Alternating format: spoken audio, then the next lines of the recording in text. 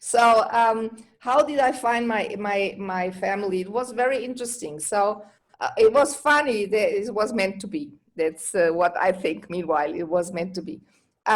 So I had this dream many years already to say, well, if I want to visit one country in my life, only one country I want really to visit before I die, kind of, as long as possible, this is Israel.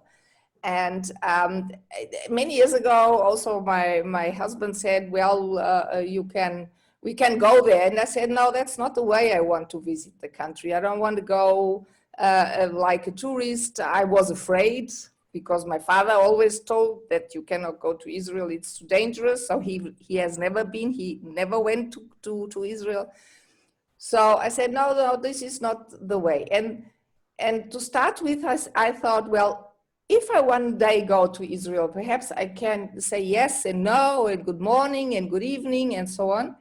And I saw that in Wiesbaden, there was in a school for adults in the evening, there was a teacher that was teaching Hebrew.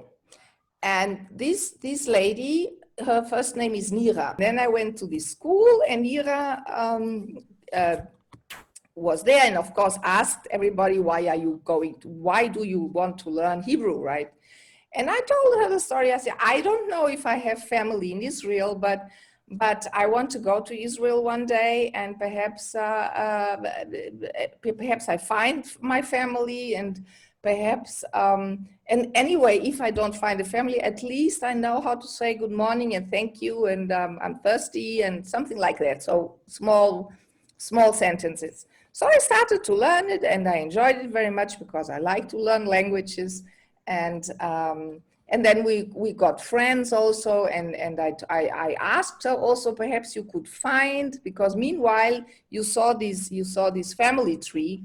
So meanwhile I knew that this Kurt Benchner went to Israel. This I knew. I saw in this family tree that these cousins from my grandmother and from my father, one went to Sweden and the other one went to Israel, right? I saw that in this family tree picture.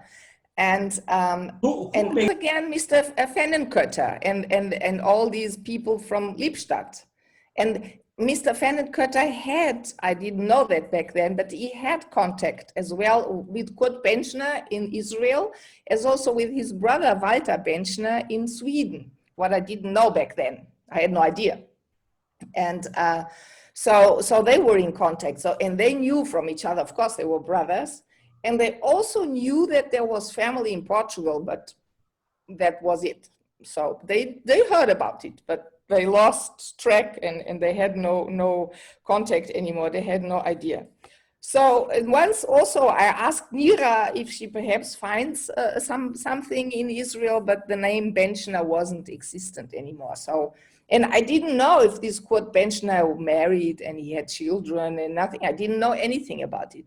So I was like learning a little bit Hebrew, and then the year after, so I was still learning, and the year after both children left home.